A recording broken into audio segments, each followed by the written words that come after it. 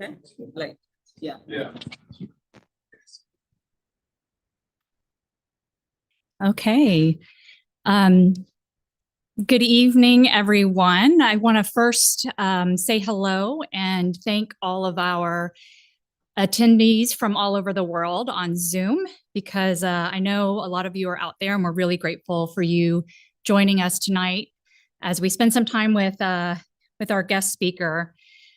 I want to frame the conversation around what we're going to talk about tonight. That is that if a child is to survive surgery, if a mother is to deliver her baby safely, if a critically ill patient is to have access to life-saving care, it requires more than individual providers. It requires a global systems of training, standards, and collaboration. This past month, the United States withdrew from the World Health Organization. Last year, USAID, the main vehicle for American global health and humanitarian engagement, was dissolved. The 2025 Global Health Agenda, released by the US Department of State, was titled America First, as it pulled us further away from multilateral leadership. NIH funding for scientific research has become unstable. Meanwhile, our health systems are experiencing increasing amounts of strain. We have an aging population, we have pandemics and epidemics, we have increasing severity of our natural disasters, and we have a global uptick of armed conflicts. These also are including violence against civilians. So the global health landscape has fundamentally changed. We must evolve with these changes. We must innovate. We must lean into our global partnerships to advocate for patients everywhere. We have to move from participation in global health to stewardship.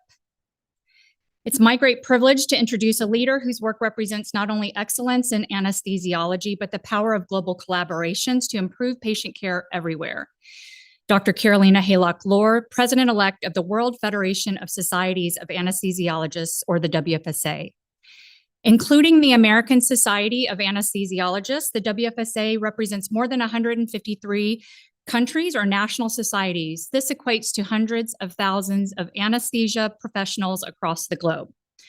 The WFSA is where global priorities are aligned, where workforce strategies are shaped, but more importantly, where anesthesiology is represented at the highest levels of international health policy. Dr. Haylock-Lohr's career has been defined by building bridges across countries, across communities, institutions, and professional societies. She's ensured that anesthesiology is recognized not just as a technical service, but as an essential pillar of safe surgery, critical care, and health system resilience. Dr. Haylock-Lohr is an anesthesiologist, an intensivist, and an interventional pain medicine physician in San Pedro Sula, Honduras. She's the past president of the Honduran Society of Anesthesiology. She has served on several international positions that bring the voice of Latin America and vulnerable populations to the table. She often speaks internationally and has published multiple book chapters and peer-reviewed articles in anesthesiology. Her leadership represents what is exactly needed in this era of global health: collaboration, vision, and the ability to translate shared goals into measurable impact. Please join me in welcoming Dr. Carolina Haylock-Lohr.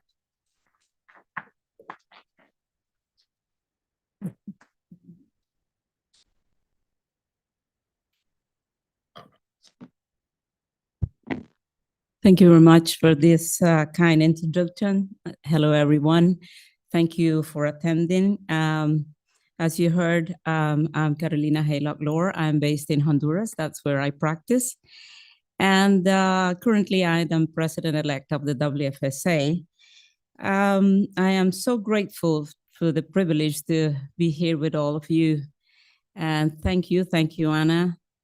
Thank you, Sheila. Thank you, Dr. Bateman, for all this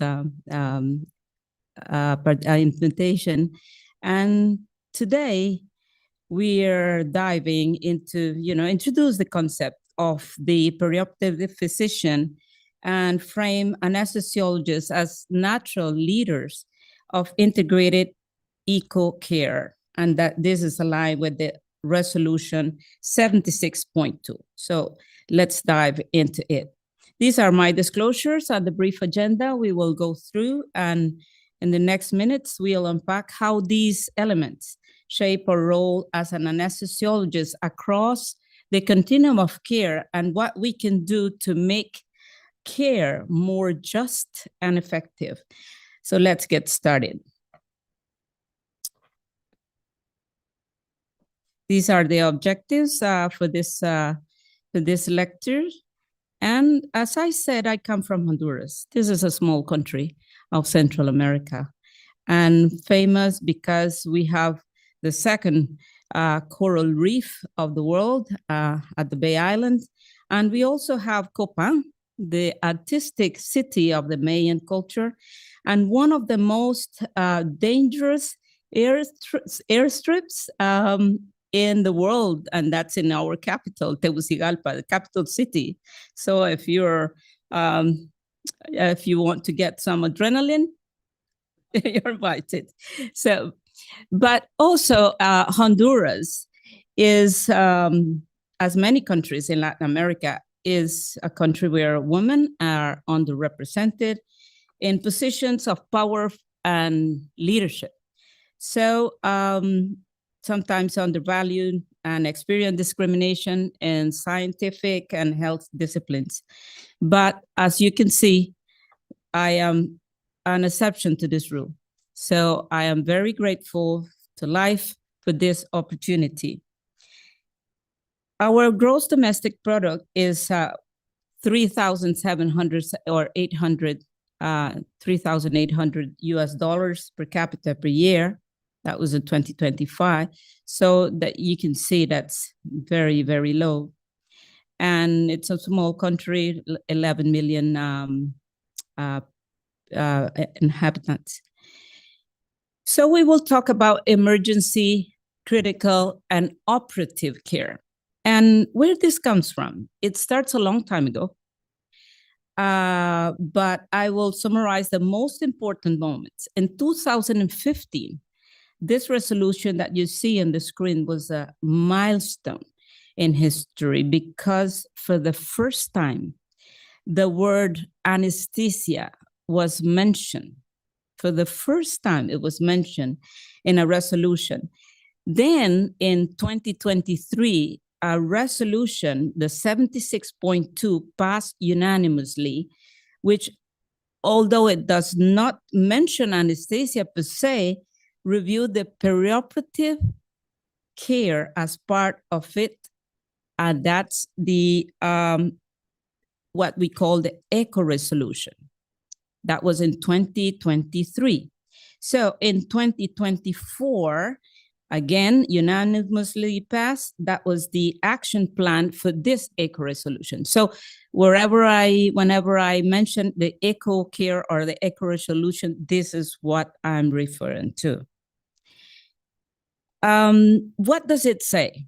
And it's a primary care approach to advancing universal health coverage, recognizing ECHO care as an essential to universal health coverage, calls for integration of into primary healthcare system and urged investment in workforce, resilient and well-trained workforce, infrastructure, and essential services.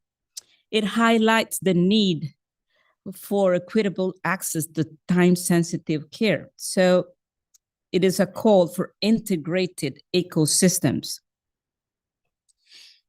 ECHO care must be available at first contact and scaled across health tiers, and integration ensures continuum of care from prevention to recovery. And anesthesia is central to emergency, surgical, and resuscitative services. Therefore, anesthesiologists are crucial in ensuring seamless care throughout the patient treatment process. In an era of rising demand and fragmented care, the preoperative physician is essential to integration, to safety and value across the surgical continuum. Resolution 76.2 underscores the perioperative physician role in integrating emergency, critical, and operative care to improve safety and value. We are also outside the OR. Perioperative management and patient safety, airway management, patient blood management, and pain control in emergencies.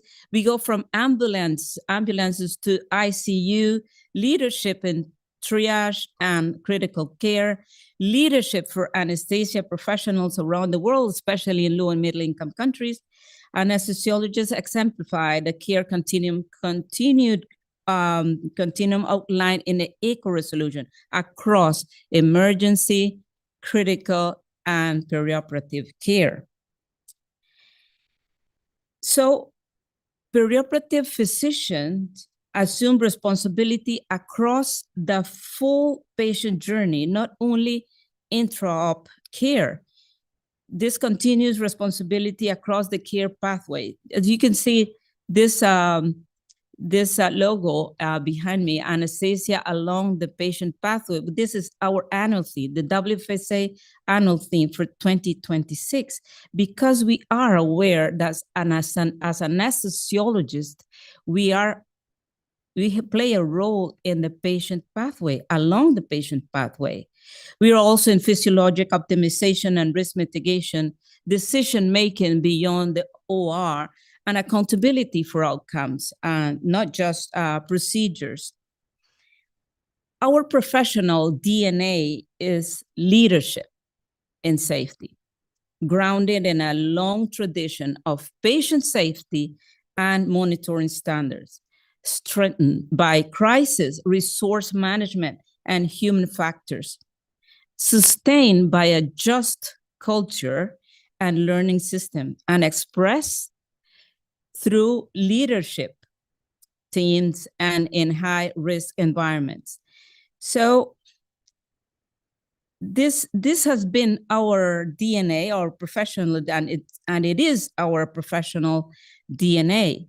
Anesthesiologists lead quality across the entire perioperative and acute care continuum, from the OR to the ICU to the emergency department and wards. They align evidence-based pathways such as ERAs, such as patient blood management, such as post-operative surveillance, to improve outcomes and safety by overseeing escalation pathways and using real-time data. Anesthesiologists drive continuous improvement, ensuring reliable, high-value care across settings. Here, innovation means that we're improving system, not just adopting new technology. As perioperative leaders, we use innovation to redesign workflows, strengthen decision-making through data simulation, artificial intelligence, and implement solutions that are scalable and feasible even in low resource settings. The ultimate goal is innovation that measurably improves patient safety, access, and outcomes. To lead integrated care, anesthesiologists need skills beyond clinical excellence. This includes the ability to communicate, influence across teams, understand health systems and quality metrics, engage in policy and advocacy, and collaborate across disciplines while mentoring others. These competencies enable us to connect care, align stakeholders, and drive meaningful improvement across the perioperative continuum. This emergency framework suggested by WHO summarizes the essential function and components needed for an effective emergency care system, and it captures function at the scene of the injury or the illness, and during the transportation, as you can see, And when it arrives to the facility, receptive patient, and there you see where we are. We are, that small part is our perioperative care and critical care. Yes, it is small, but it is so important to build bridges and not to continue building walls, because we need to work to left behind working in silos and to work together, as Bad Bunny said. Okay, so this framework, we know that it's not perfect, because we can see palliative care is not there, pain management is not there. So we can see it's not perfect, but we need to go ahead to continue working for improving what is eco care. And in the EC3, this was published in 2020, integrates triage, resuscitation, early definitive care.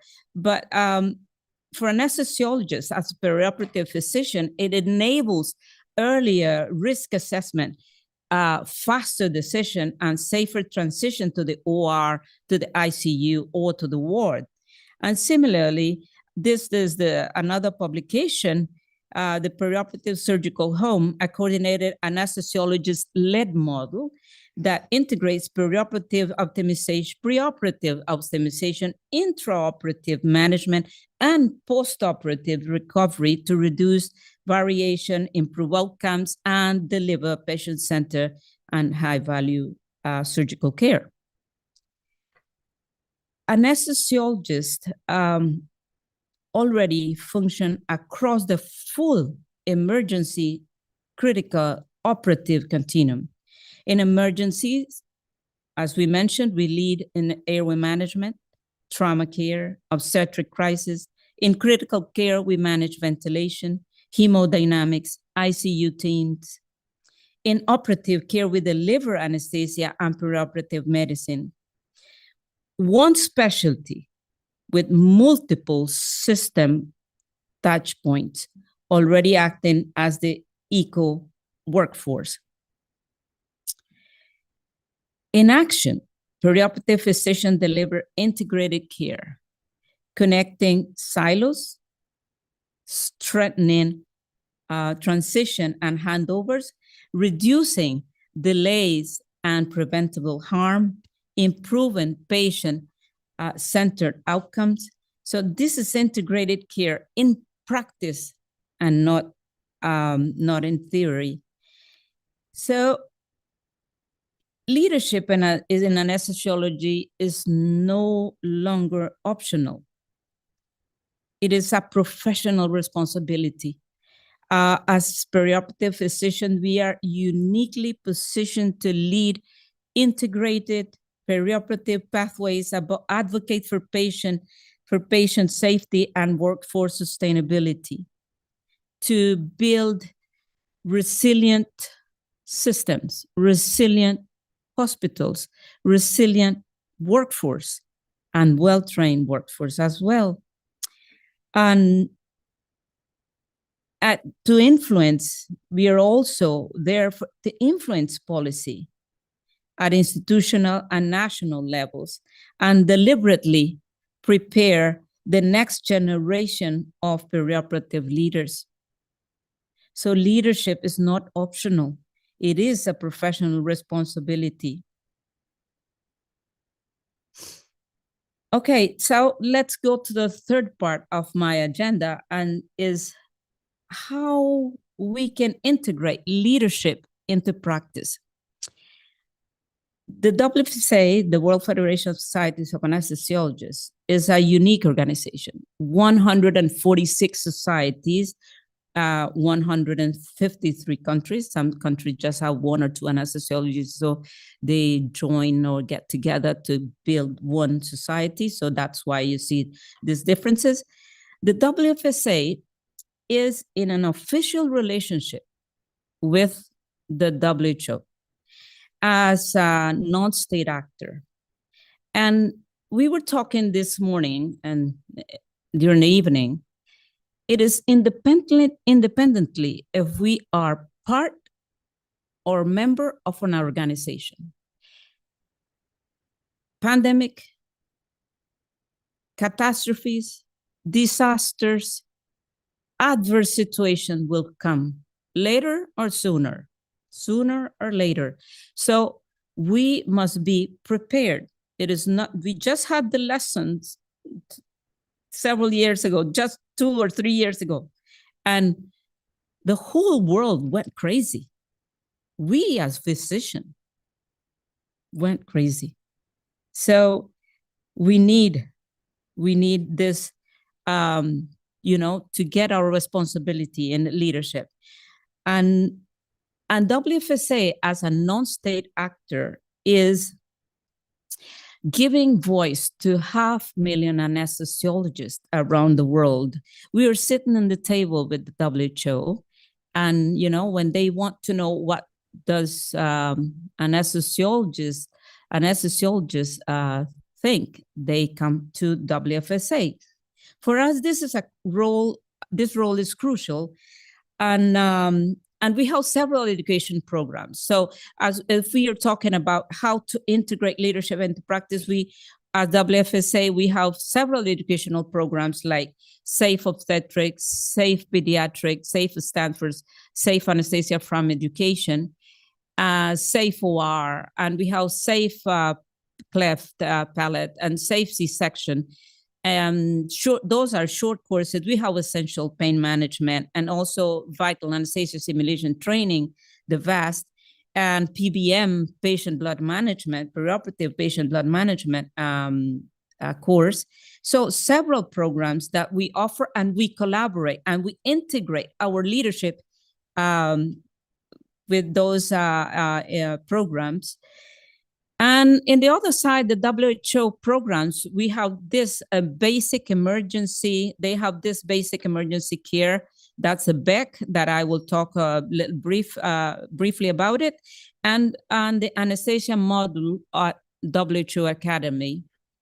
So with these, we can see how can we integrate and how can we integrate leadership into practice. So I'll talk specifically about why to implement the BEC course. Over half of death in low and middle income countries, nearly 30 million deaths each year, could be addressed with effective emergency care. During side event at the 78th World Health Assembly, a philanthropic partnership was launched that represents a significant step in impacting this burden. And that was the Acute Care Transformation Initiative. On Tuesday, May 20th, 2025, Tor Lerdal, you can see it right there, Tor Lerdal and the WHO Foundation Chair, Thomas Seltner, announced a $12.5 million commitment from Lerdal Global Health. This contribution includes support for WHO Basic Emergency Care Training, the BEC training, in 400 hospitals across Africa, across 3 African countries, as well as specially designed training kits for ongoing workplace-based training. And you can see right there, those are mannequins that are part of this available for do the training of this course. In association with this core commitment, the WHO Foundation and the Lerdal Global Health have also started and established a funding consortium named Lifeline, the Acute Care Action Fund, and are already in active discussion with other private and public partners to reach a total of 25 million to bring this program to 1,000 hospitals in 5 or more countries and in Africa, saving an estimated of 50,000 lives every year. After the ECHO resolution passed and the action plan, the Acute Care Action Network was formed, and ACAN, what we call ACAN, more than 70 stakeholders aiming, to save lives. They convene also with ministries of health and several other main organizations. And WFSA is a member since 2024 of the ACAN network, as well as UCSF, and recently the Center for Innovation and Global Health, CIGH. So we are so proud of this. And with this initiative, so we started to see why should we implement this ABEC course? Because it is not just because someone said, okay, let's start it. It is because we have some evidence on why to implement the ABEC course. For example, this report in 2020 by Cleveland et al., 79 frontline health providers in Ukraine participated in a ABEC course, including resident physician, health educators, pre-hospital providers, and the participant knowledge assessment score improved from 19 to 22 on a 25-point scale. Participant skill confidence self-assessment score improved from 2.5 to 2.9. So, and also Kiblehan and his team found an increase of 5 points with all overall appreciation of training materials after the 5-day BEC course in Tanzania and Uganda. So not only Ukraine, Tanzania, and Uganda, but it went further. So now 5 countries. It's Tanzania, Uganda. We have also Nigeria, Zambia, Malawi. And the BEC course significantly enhanced the acute care knowledge skills and self-confidence of participants from these 5 countries, laying a solid foundation for future training session. This other publication is from Cameroon. That was last year. The BEC course training healthcare providers in French African countries, and with a similar result. So this is another evidence. Following implementation of WHO emergency care tool in Zambia, 35.7% of reduction in adjusted odds mortality from 6 sentinel emergency conditions.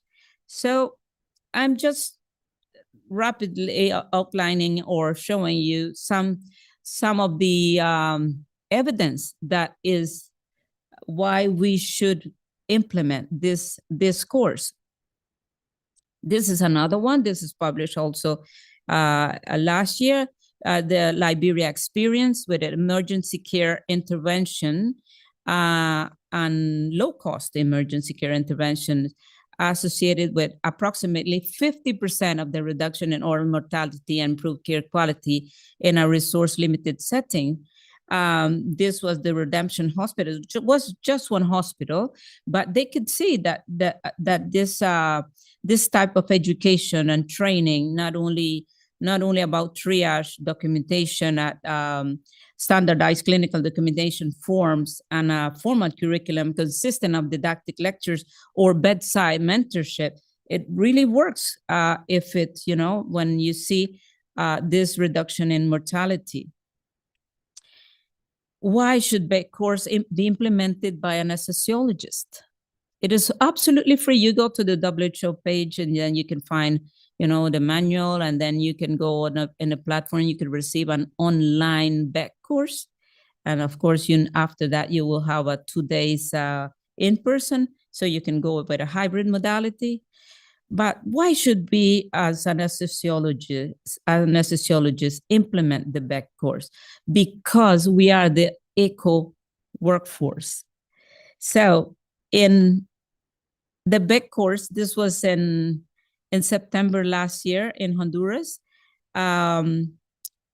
Since 2018, the BEC course has been implemented in over 80 countries via national, regional, and international professional societies, universities, NGOs such as International Committee of the Red Cross, and WHO and government programs. The BEC is currently available in English and Spanish, French, Arabic. Other language may be available upon request. And you can see it's a 5-day in-person course, 20 participants, pre-test, post-test, participant workbook, and brief lectures, case discussion, simulation scenarios. And after you can become, after you receive the TOT, train of trainers, you can become an instructor of the BEC course. They're very, very strict about this, this quality of the educational, for this educational resource.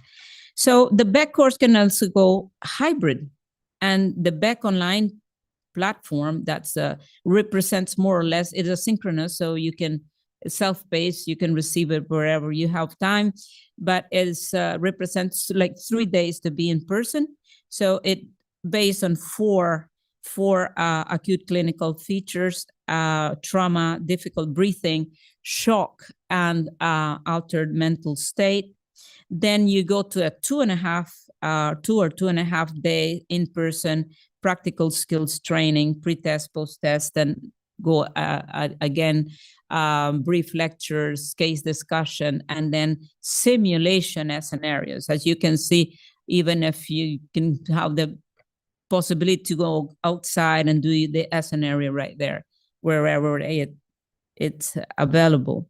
So this is the hybrid modality that we are proposing for the member societies of anesthesiologists to try to implement, to try to go for this and to cascade and multiply this knowledge to others, because it is natural for us, all these topics: trauma, difficult breathing, shock, altered mental status. It is so natural for us.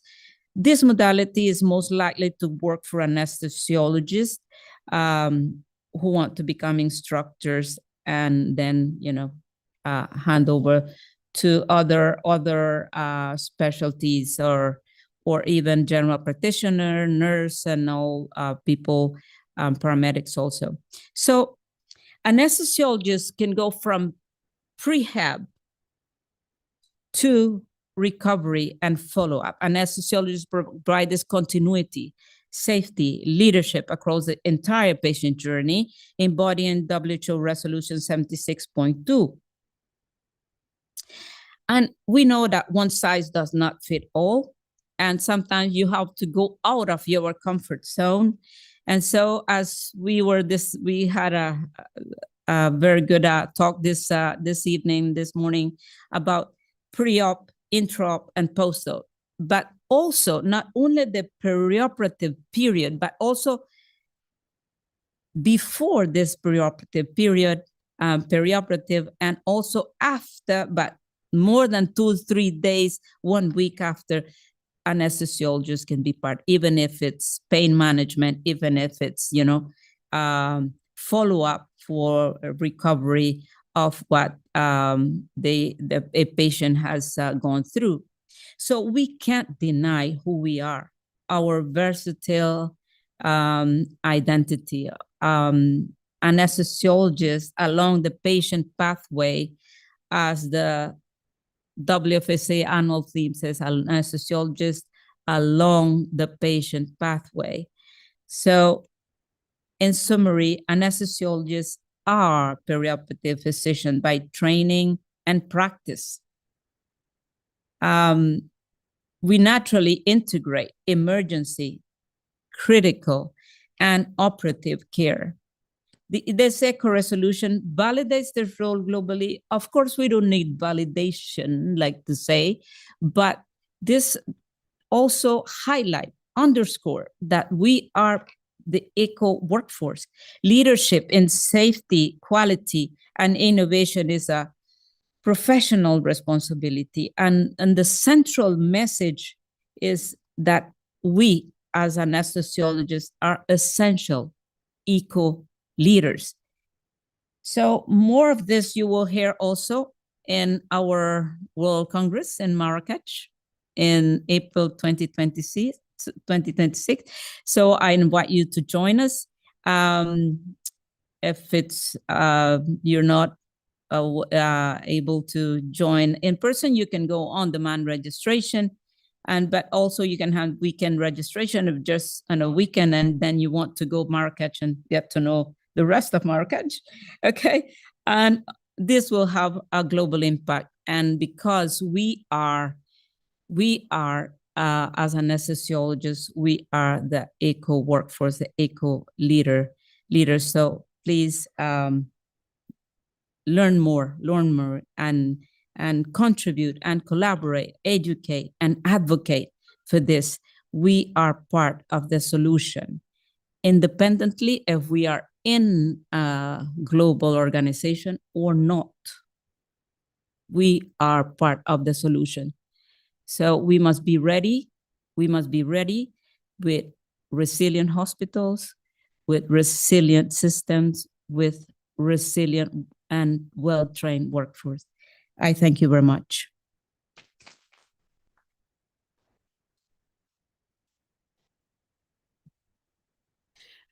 While we figure out the questions on Zoom, I have a mic. As always, I will travel. So please raise your hands and we'll call upon you as, I think I see Didi. Okay, well. Hi, thank you. That was excellent. Thank you so much for being here.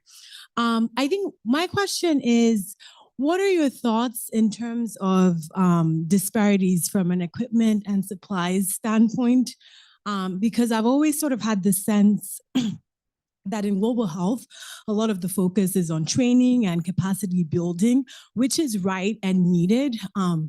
But for instance, like you can learn all that's possible about hypoxia, but if you don't have access to oxygen, then it doesn't matter that you know how to manage hypoxia. So I was just wondering if WFSA or the WHO is, in addition to the training programs, doing anything from an equipment and supply standpoint. An excellent question. Thank you very much. And indeed,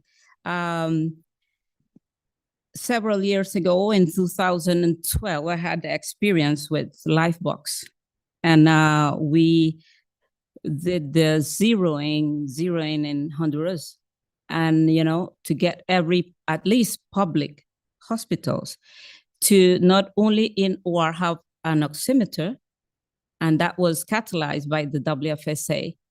And also not only the OR, but also with this, well, we were more aware when we did the oximetry gap map, and we found that although the OR had an oximeter, maybe in the recovery room, there were no oximeters. So that means that the shift from one side to the other, then leaving one OR without an oximeter.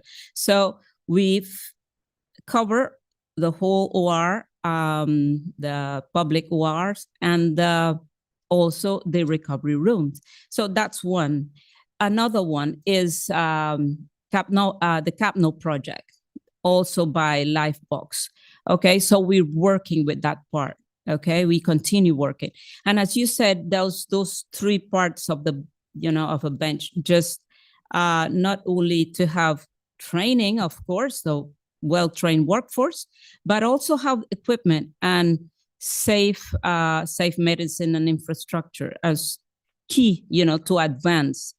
And we're working in all these areas, educating, but also collaborating and advocating, because we are aware that all these three are needed to continue progressing. And for capnometry, for example, we have this coalition, and we work with Lifebox and also Smile Train, to get to all these places where there's no capnograph. And so we're working on all that aspect.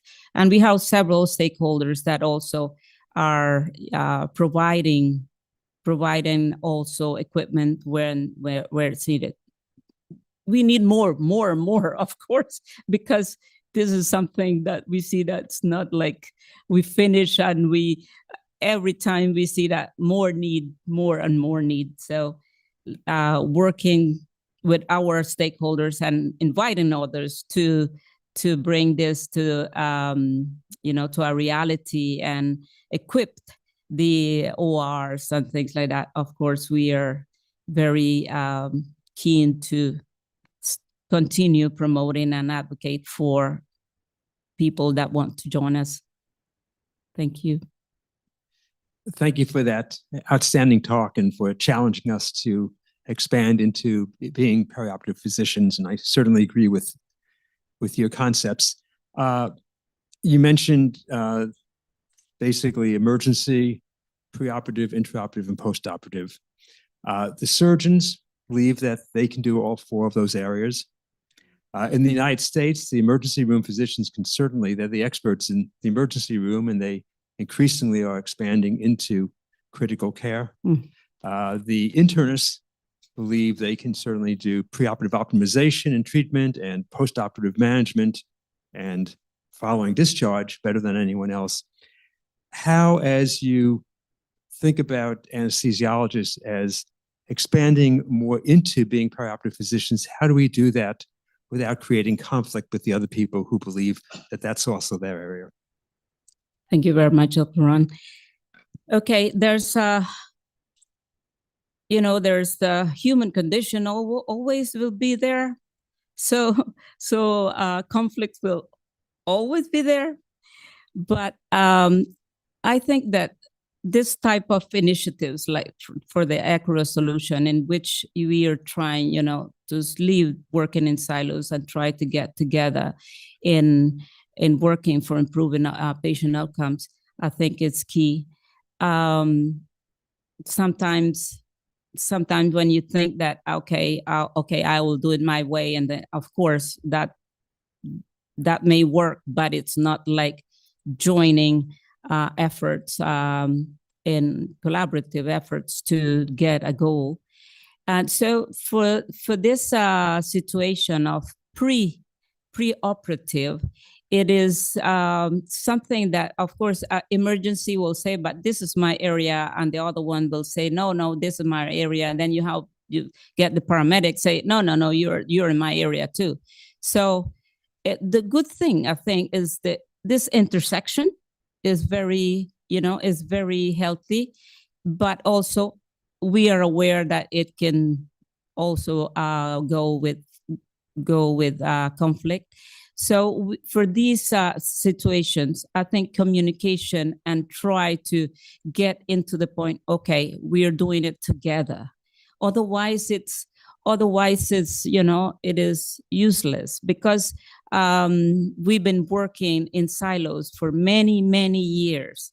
And when we found, as you remember the framework, when I say we are right here in this small circle, we as anesthesiologists and surgeons came together and say, okay, but why are we just in that little, why are we caring about that? I say we must be focused that we will improve patient care. Otherwise it will be, I want to be the star, I want to be the star, I want to be, protagonism. So human condition will always be there. Conflict will always be there. So communication and trying, to work together in a very good way. That's something that I should say. And also our short courses work in what's conflict solving and all this management and leadership and things like that of course will help. But we must be prepared also to have this adverse, sometimes, not always success, but to be working one day by day. Okay, I think it's safe for me to ask a question now. I have a couple. First, I agree with you and Dr. Pearl. It's always best to reframe it around the patient and work together. Our department and the Center for Innovation in Global Health just joined the Acute Care Action Network, or ACAN, through the WHO. What do you see as a good way for, I actually have two questions. This is the first. As a good way for us to collaborate with the WFSA and some of the other groups working in order to multiply or amplify the solutions. That's the first question. My second question is, we talk a lot about critical care. We talk a lot about the initial resuscitation and stabilization of patients. But what we don't talk about often enough, in my opinion, of course I'm biased, is the unacceptably high mortality rates of ICUs in some resource-constrained settings. So how are we, through the WFSA and ACAN, working to address mortality rates in the intensive care units where those exist? Okay, thank you. Okay, so one of the implementation that their ACAN is doing, and we as part of ACAN, is try to get this emergency care tools available for more people, not only training, but also, you know, as the colleague said, about also equipments and safe medicines and also this part. So, of course, education is key. And well, I am biased also when I answer this part. And so we have this essential emergency care course that can also, for me, this course, I remember the first time I got I know Tim Baker is part of this. So I told him, you develop something that is missing in the puzzle, you know, big puzzle. So that is key, you know, what happened when the patient is very ill and it is perioperative, is very ill, and it goes to the ward. And that's something that's, for example, happening in my country and several countries. So lack of oxygen, no pulse oximeter in the ward, no people taking advice about, no training. What's if it's an airway, it's an airway that need a skilled management or something. So that will be like part of it. And we also are developing as WFSA the ICU Better. It's a course that is running, like, you know, to expand the scope of an anesthesiologist. Sometimes we see anesthesiologists just, and if you get to the imaginarium of you can ask a person that immediately that goes like a person that goes sleep, you know? Is a professional that make someone go sleep and then a surgery comes. So, but we're real beyond the OR and trying to get this training that it is a holistic along the patient pathway. I think it's key, and that's all the effort that we do in ICU Better. We're doing it with EECC and things like that. So I think that is something that we can do. We can promote together. Okay, I could ask you questions all night. I am also a big fan of short courses in order to, you know, perhaps bring training up to speed on certain topics. I think they're also very useful for continuing medical education or continuing professional development. But also, you know, we've both taught a lot of these courses, and I'm wondering what happens to the providers that learn these things over time and that degradation of knowledge and skill that happens. Do you see anything on the horizon in WFSA that can help to reinforce those learnings and help bedside providers daily to take better care, higher quality care for their patients? Yes. And well, in the Utstein process, you know, when we study this Utstein process and we see, for example, ACLS or what these courses, if you don't insist on training every 3 to 6 months, that short course it would fade. So one of the things we're doing what we call monitoring and evaluation, and it's not available in every one of these short courses. Yes, but we're working with that. Otherwise, it will be, it will be just like putting a seed and just leave it right there. And you don't know how it grows and how it, of course, we're trying to give a follow-up in these short courses. And also, for example, for SAFE, we had also the opportunity for SAFE OB. We also had the opportunity for SAFE OB fellowship. So we also talk about not only SAFE fellowship, but also we can talk about other fellowship. For example, Global Health Fellowship that also can bring, this monitoring and evaluation further.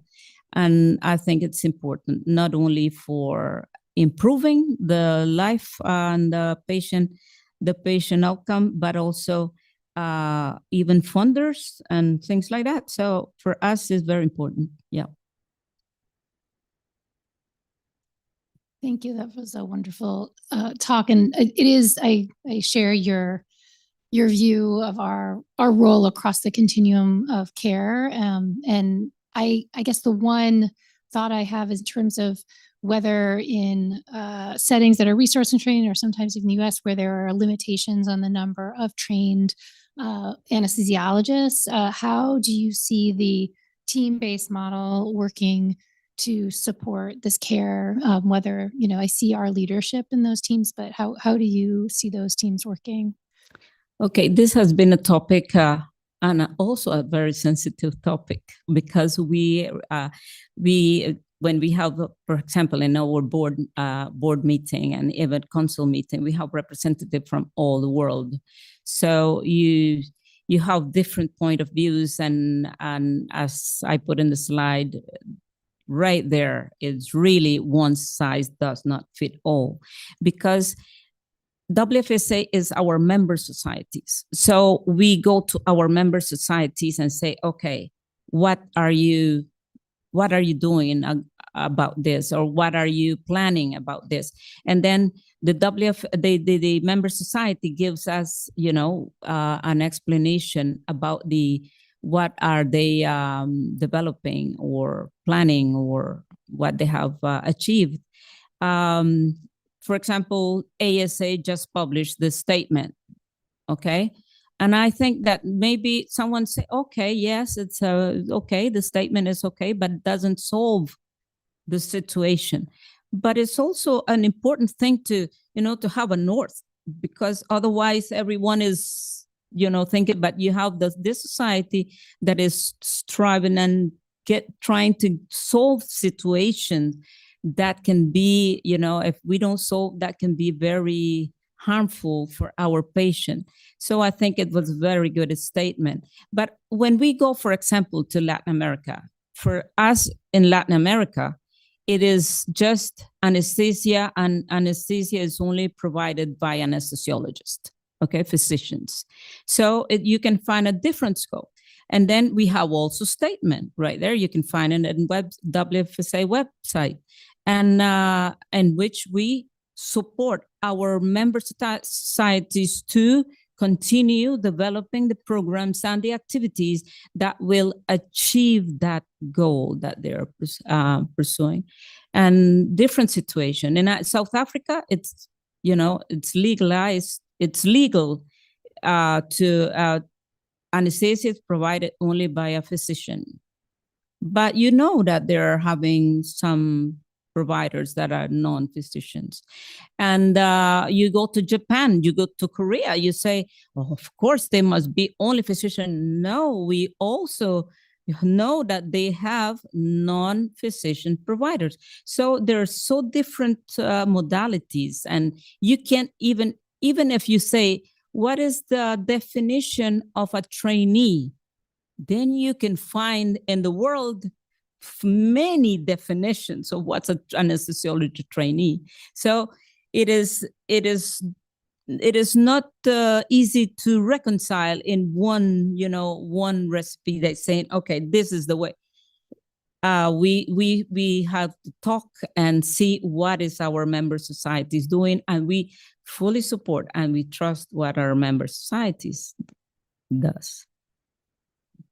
Thank you. I think this has been a great journey outside of the United States and a good framing for us to realize the challenges that face our specialty outside of the United States, but also our responsibility for leading and mentoring other anesthesiologists across the globe.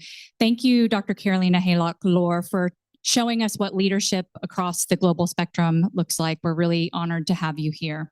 Thank you. Thank you. Thank you very much. I just want to finish saying I am so grateful for the opportunity, and I have always three words to finish my my intervention, and it's I encourage every one of us to continue working for the common good, being an attentive listener, be a long life learner, and to seek or struggle or strive for the most vulnerable, that is our patient. I thank you very much. Muchísimas gracias a todos. Dr. Haylock-Lore, we have one more responsibility for you. Okay. Can you pick two of these tokens? Two. Okay. Let us see. Two. Okay. All right. So the ticket numbers are, gosh, do I need glasses? I need glasses. Hang on. You want to read? They're not names. 908398. Okay. 908382. Oh boy. Oh boy. Okay, so I guess we're picking two others. Okay. Do you want to pick two more? Yes. Do you have one? Oh. There we Fabio. Felicidades. To give- Yes, yes. Yes. Thank you. Thank you. Excellent. Fabio. Sorry, Let's repeat. together. Okay. Okay, thank you. Do you want to pick one other? And then I'll, Yeah. just pick one more. Somebody took a ticket and left. Okay, thank you. I've only got a couple more years where I can read this, but 908391. Oh, Ed Mariano, congratulations. Wow. Wow. Yo, thanks for this. Thank you. Okay. Thank you. Thank you, everyone. All right. Dinner is served, or other appetizers, drinks next door.